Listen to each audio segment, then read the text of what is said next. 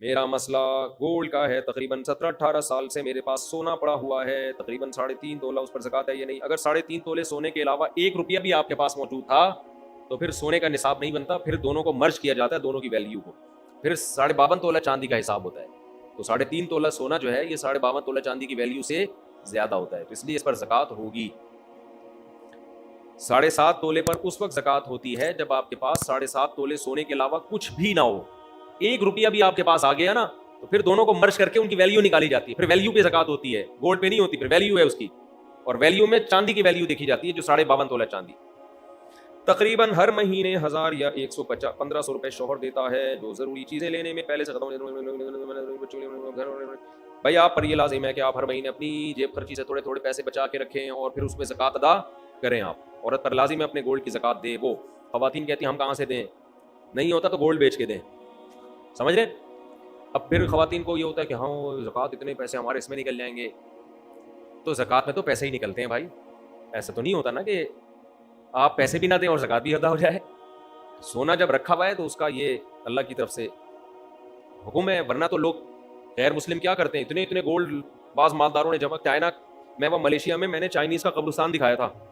Malaysia میں نے ایک ولاگ بنایا، چائنا کے جو کروڑ پتی لوگ ہیں نا وہ اس قبرستان میں دفن ہوتے ہیں، ابھی بھی یوٹیوب پہ پڑا ہوگا. وہ اتنی دولت کی انبار لے کے دنیا سے جب جا رہے ہوتے ہیں نا تو رو رہے ہوتے ہیں کہ یار کروڑوں روپے ہمارے ہیں اور ہم مر رہے ہیں، کیونکہ پیسہ ہمیشہ جمع کرنے میں لگایا ہوتا ہے، خرچ کرنے کی توفیق ملی نہیں ہوتی. پھر وہ کیا کرتے ہیں، اس قبرستان میں کروڑوں روپے کی قبر خریدتے ہیں.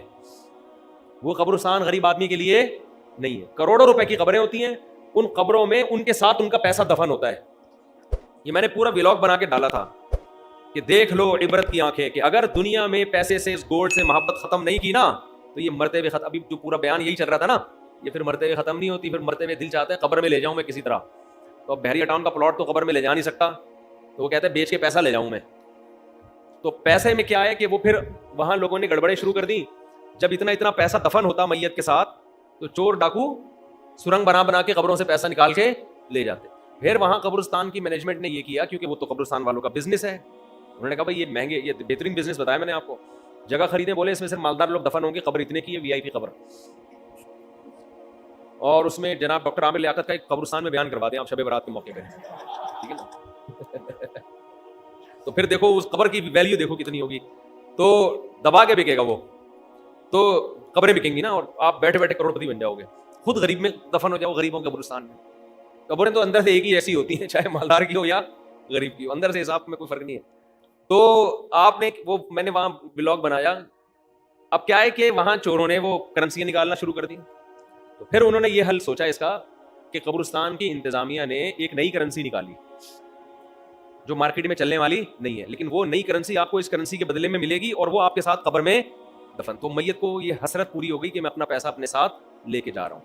تو اس لیے اس دنیا کی محبت دل سے نہ نکالی نا تو بہت ہی برے ہو جاؤ گے. اس لیے خواتین نے گولڈ رکھا ہوا ہے، خوشی خوشی زکوٰۃ دیا کرو، خوشی خوشی. اللہ ہم سے، دیکھو گورنمنٹ کو کتنا ٹیکس دیتے ہیں یار، خوشی سے نہیں دیتے، زکوٰۃ سے کئی گنا زیادہ گورنمنٹ ٹیکس لیتی ہے ہم سے، اور اس کے بدلے میں دیتی سوائے نعرے اور سوائے وعدوں کے کچھ بھی نہیں ملتا. ہمیں جتنا ہم گورنمنٹ کو ٹیکس دیتے ہیں نا، کیا اس کے بدلے میں ہمیں فری علاج ملتا ہے؟ بولتے کیوں نہیں؟ کیا تعلیم ملتی ہے؟ گورنمنٹ اسکولوں میں تعلیم تو دیکھ لو، کھڑکیاں ہی نہیں ہے تو تعلیم کہاں سے ہوگی؟ دروازے نہیں ہے، ڈیسک نہیں ہے، اسکول ہی نہیں ہوتا بعض دفعہ تو اور بچوں کے الاؤنس بھی جا رہے ہیں اور سب کچھ جا رہے ہیں. کتنا ٹیکس گورنمنٹ کو لوگ دیتے ہیں. دینا چاہیے، میں منع نہیں کر رہا آپ کو. اللہ آپ سے صرف 2.5% مانگ رہا ہے اور دے اس کے بدلے میں بارشیں بھی وہ برسا رہا ہے، گندم بھی وہ پیدا کر رہا ہے، خربوزے بھی وہ پیدا کر رہا ہے، پکوڑے بھی وہ کھلا رہا ہے، ملائی اور پراٹھے بھی وہی کھلا رہا ہے، دودھ بھی وہ پلا رہا ہے. اتنا دے رہا ہے کہ میں تو کہتا ہوں اللہ اگر تو ہم سے کہتا کہ 2.5% رکھو اور 97.5% دے دو تو بھی کم تھا. سارا تیرا ہی تو دیا ہوا ہے، خوشی خوشی دیا کرو بھائی زکوٰۃ. ہمارے شیخ حضرت مفتی رشید احمد صاحب رحمہ اللہ کو ایک دفعہ خیال آیا کہ اپنا سارا پیسہ صدقہ کر دیں، بس صرف تھوڑے سے اتنے پیسے رکھیں جو مہینے میں کھانے پینے کے لیے، گیس بجلی کے بل کے لیے چاہیے، باقی سارا صدقہ.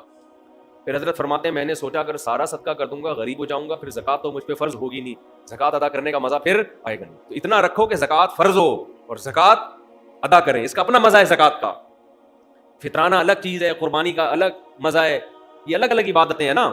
زکوٰۃ تو اسلام کا رکن ہے بھائی، یہ تو خوشی سے خواتین کو چاہیے، سونا ہے خوشی خوشی دیا کریں زکوٰۃ. بعض خواتین کے ایسے منہ بنے ہوئے ہوتے ہیں، ہائے اتنی ساری زکوٰۃ دیں کہاں سے، شوہر اتنے 100 روپے دیتا ہے مہینے کے، 1000 روپے دیتا ہے. بھائی آپ کو جب پتہ ہے آپ نے زکوٰۃ نکالنی ہے سال میں، تو آپ جیب خرچی سے بچانا شروع کریں. نہیں ہے تو سونا بیچیں، بیچ کے کسی انسان کو تھوڑی دے رہے ہیں آپ. کس کو دے رہے ہیں؟ جس نے اس سونے کو پیدا کیا.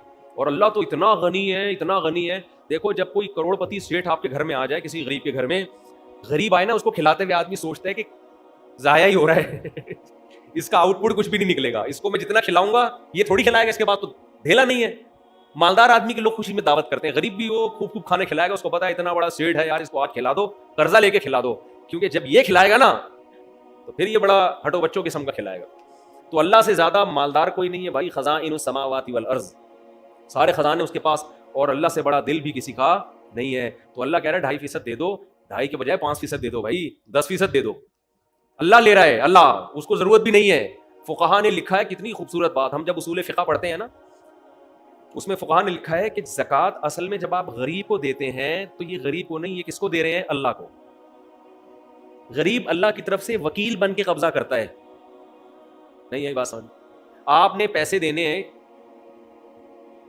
کسی کو پیسے دینے ہیں نا، مدد کرنا چاہ رہے ہیں، تو وہ اپنا نمائندہ بھیجتا ہے، یار میں بندہ بائک پہ بھیج رہا ہوں، اس کو پکڑا دے.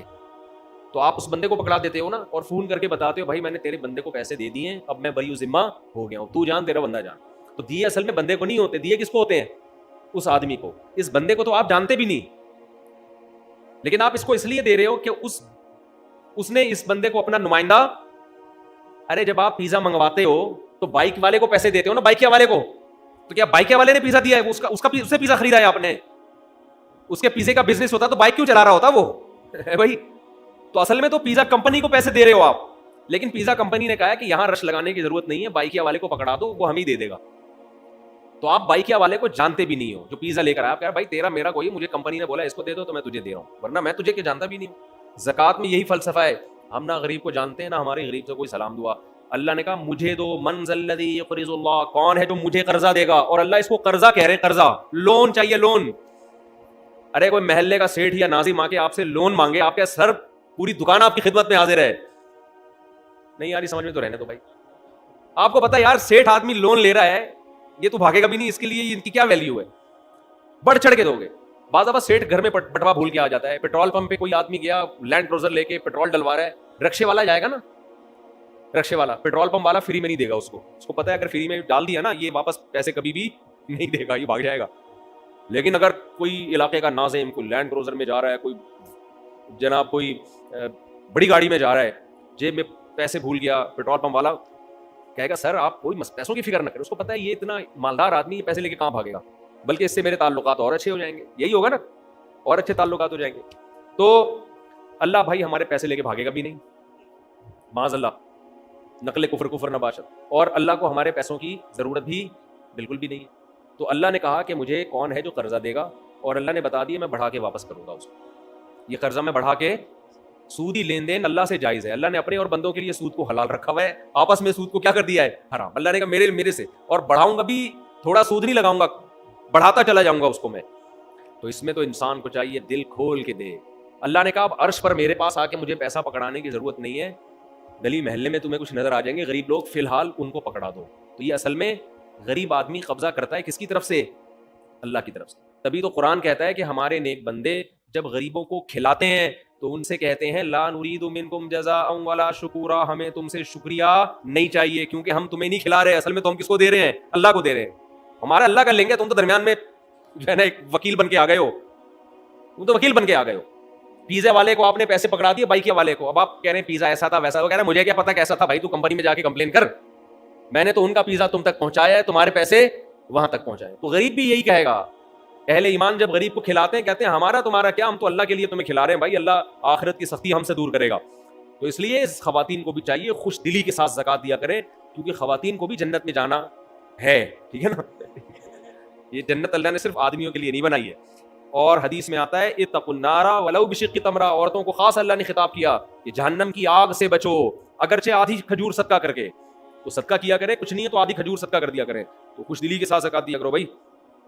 ورنہ وہی ہو جائے گا اتنا جمع کر کے پھر ایک دن دل چاہے گا کہ یار یہ سارا مال لے کے میں قبر میں کس طرح سے اتر جاؤں. خرچ کرو. ہم نے تو بڑے علماء کو دیکھا جب عمر بڑھ جاتی ہے تو ویسے ہی سب دے دلا کے کہ یار ہلکے پھلکے دنیا سے جاؤ. اب جائیدادیں بھی بانٹ دیتے ہیں, لیکن میں آپ کو مشورہ دیتا ہوں پورا مال کبھی بھی نہ بانٹنا, اولاد آج کل بگڑ جاتی ہے. بعض لوگوں نے دل بڑا کر کے سب کچھ بچوں کو بانٹ دیا, جس دن بچوں کو سب کچھ مل گیا اس دن بچوں نے باپ کو ابا سمجھنا چھوڑ.